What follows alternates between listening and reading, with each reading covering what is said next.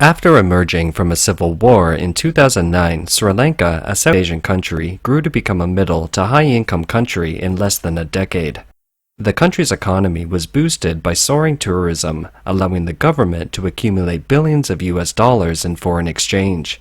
People had plenty of jobs and the country's future looked bright.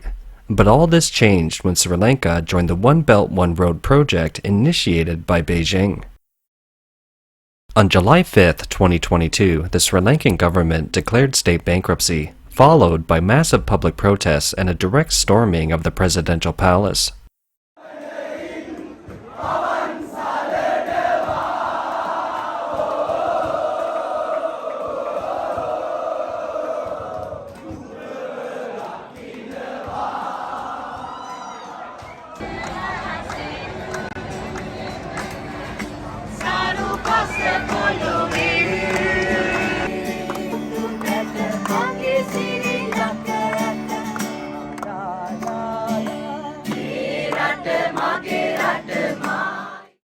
On July 13th, the president and his wife fled in a military plane, and the prime minister stayed behind and declared a state of emergency in the country.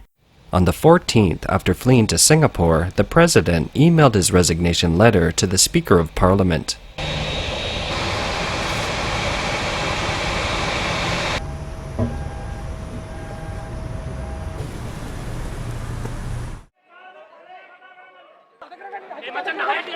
Very sad because we have come out of a 30-year war, and when we should be rebuilding, our own leaders have gone against the people.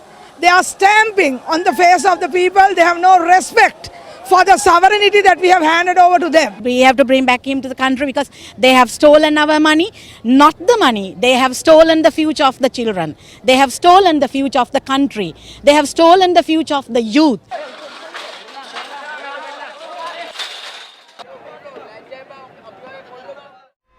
Around April 2022, the country's economic situation deteriorated and the Sri Lankan economy collapsed due to high debt, so much so that the government no longer had funds to pay for the most basic things like food, fuel, and medicine. The people were quickly plunged into great distress. Not only did they have to endure power cuts for more than 10 hours a day, they also had to stand in long lines, even on an empty stomach, for at least several hours in order to buy scarce fuel and gas. The worsening inflation led to a devaluation of the currency by more than 80%, and even toilet paper became a commodity in short supply. The Sri Lankan government owes a whopping $51 billion in debt. This year alone, the country must repay at least $7 billion in debt, while the Ministry of Finance in Sri Lanka has only $25 million in foreign reserves at its disposal. On July 5th, the Sri Lankan Prime Minister informed Parliament that the country was bankrupt, setting off what amounted to a long-buried mine. 4 days later, massive protests erupted across the country, especially in the capital, Colombo, where at least hundreds of thousands of people gathered to protest and demand the president's resignation. The huge crowd of protesters soon rushed to the presidential palace, and the military and police could not stop their fury despite shows of force. The people soon occupied the presidential palace, and the president fled. The sitting president was removed from office as a result of the street protests. This is unprecedented in Sri Lanka's post-independence history. Why has Sri Lanka's debt crisis evolved to such an extent? There are both internal and external factors behind it. The external factors are generally considered as the most important reason for its debt crisis, the most responsible of which is the Belt and Road project introduced by Beijing. Sri Lanka was one of the first countries to participate in the Belt and Road expansion projects and is seen by the Chinese Communist Party, or CCP, as an important node in its maritime Silk Road and a bastion of its political and economic power in South Asia. In Beijing's projection, Sri Lanka could quickly become the financial center of South Asia, with new and beautiful cities, by accepting loans from Beijing and allowing large Chinese state-owned enterprises to help build numerous airports, ports, and convention centers. For example, China started a project in the president's hometown. According to the CCP's plan, with billions of dollars in loans, this remote town could be magically flipped into an economic hub. But as it turned out, the newly built luxury international airport only had 5 flights a week, carrying a total of a few hundred passengers. The port in town seems to have one of the busiest cargo corridors in the world, with thousands of ships sailing along it. But data shows that in 2012, the massive port attracted only 34 ships. International shipping isn't like a bus route. Adding a stop halfway on a route won't necessarily or automatically make passing ships dock and change routes. Similar examples are plentiful in Sri Lanka. These loans from Beijing built a sophisticated conference center worthy of an Art Deco level, but it was barely used after it was built. There was also a modern cricket stadium which is used only for occasional weddings and the like. That is to say, after receiving large loans and numerous infrastructure plans from the CCP, it didn't bring in the large amounts of revenue as expected, but massive debt, which led the country to quickly tumble into insolvency. In 2015, the Sri Lankan government had to sign an agreement with the CCP to hand over the entire port and 15,000 acres of land surrounding the port for a 99-year lease, starting in December of that year. The Communist Party's Belt and Road projects usually come with a condition that the contract must be awarded to Chinese companies or contractors and then constructed by Chinese workers. As such, it means these infrastructure projects won't bring any local job opportunities. So, have decision makers in Sri Lanka ever done a risk assessment of the projects in question? Sri Lankan leaders aren't too simple and sometimes naive people, in the words of former CCP leader Jiang Zemin. But it isn't hard for the CCP to handle them. In fact, the CCP has rich theoretical guidance and practical experience in this regard. After the sitting president fled, protesters who broke into his residence found a large amount of Sri Lankan rupee banknotes left in the house, totaling about 17.85 million, all in brand new cash. They were later handed over to the police. The New York Times reported in 2018 that an internal government investigation document that came to light revealed that not all the loans from China went to local infrastructure projects, but that some went to the president's campaign and even the pockets of several officials. According to the document, at least $7.6 million was remitted from the Standard Chartered Bank account of China Harbour Engineering Company Limited, the Chinese company responsible for the construction of the Hambantota port, to the branch of the president's campaign. Of that amount, about $3.7 million was distributed in the form of checks, $678,000 for promotional materials and $297,000 for gifts to supporters. Another payment of $38,000 was made to a Buddhist monk who supported the campaign. 2 other checks, totaling $1.7 million were delivered directly to the president's residence by volunteers. Under the CCP's rule, corruption such as collusion between business and politics and trading in power and money has become a hallmark. It has been exported overseas by the CCP.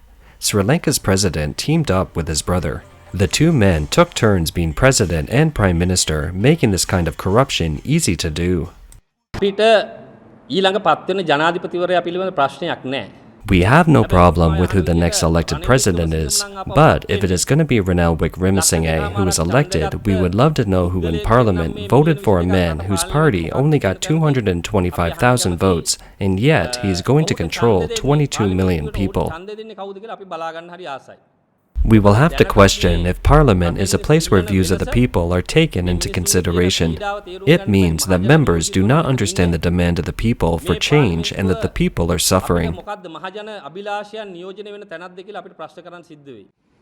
Of course, the way Sri Lanka has come to this point also has to do with the COVID-19 pandemic that has devastated tourism, which is the pillar industry for the country, and the impact of uncontrollable factors such as the Russian-Ukrainian war.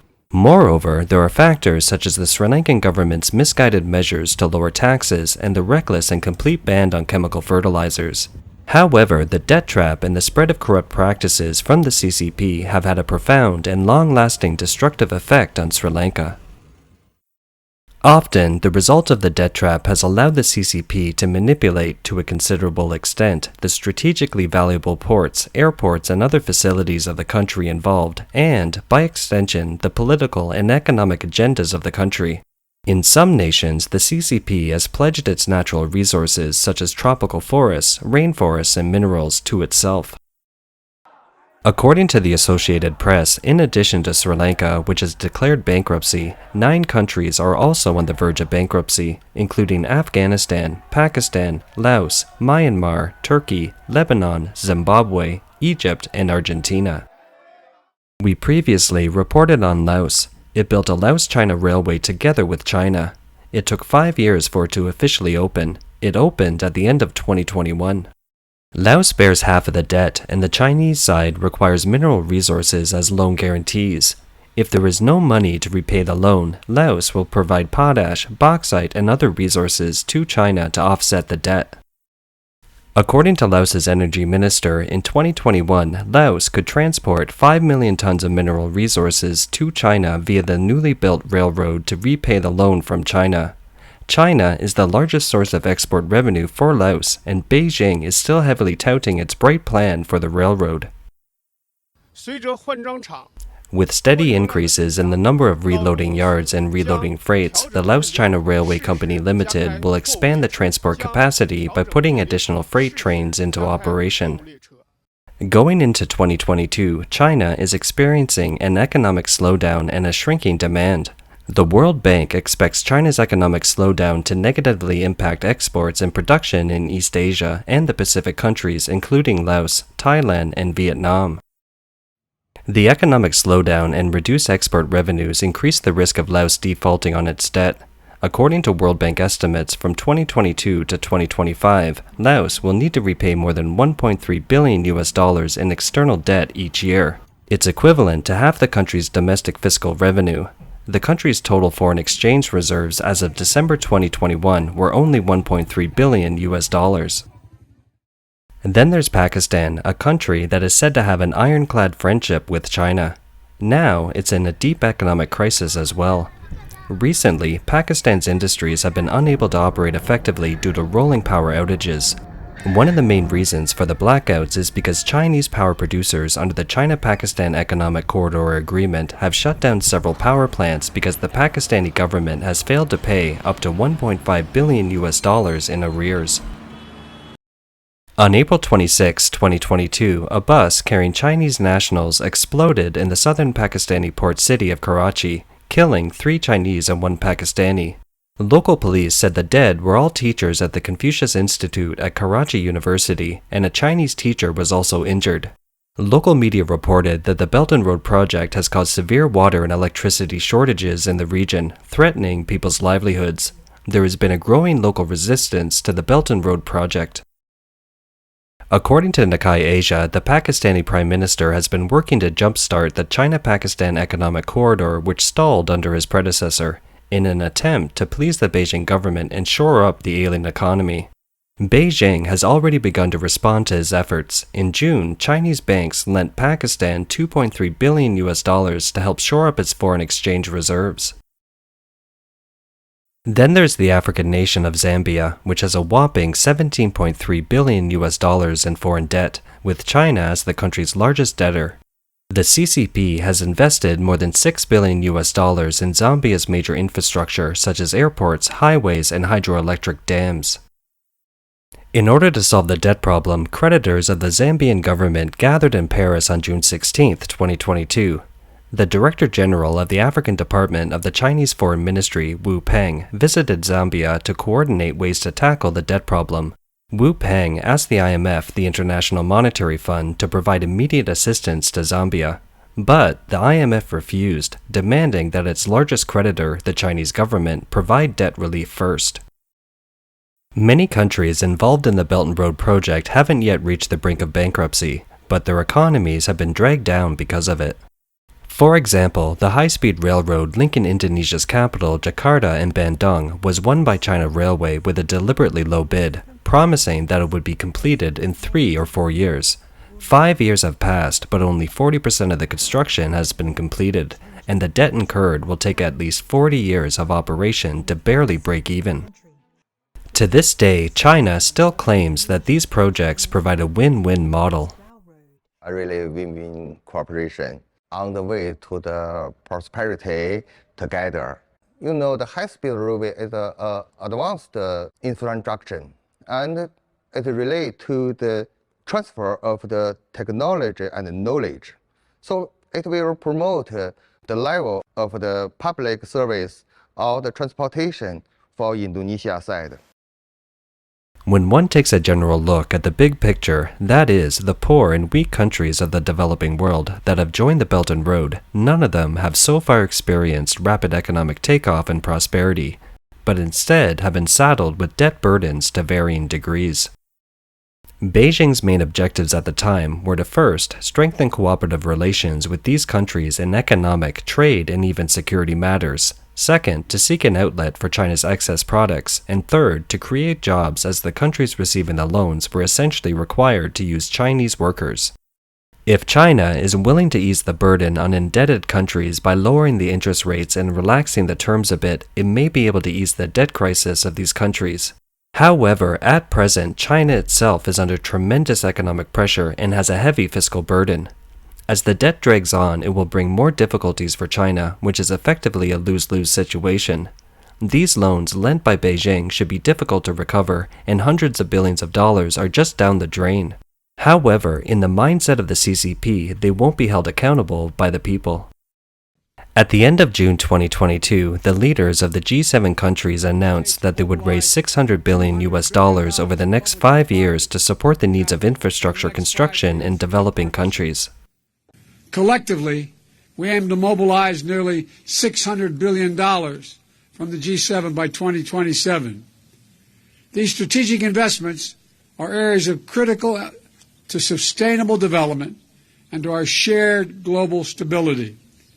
Health and health security, digital connectivity, gender equality and equity, climate and energy security. Is this a good idea? We believe that Western countries should think again. If they were to imitate the CCP's way of hedging with the Belt and Road in the current situation, it is likely to add to the global inflation and debt crisis, triggering an economic recession.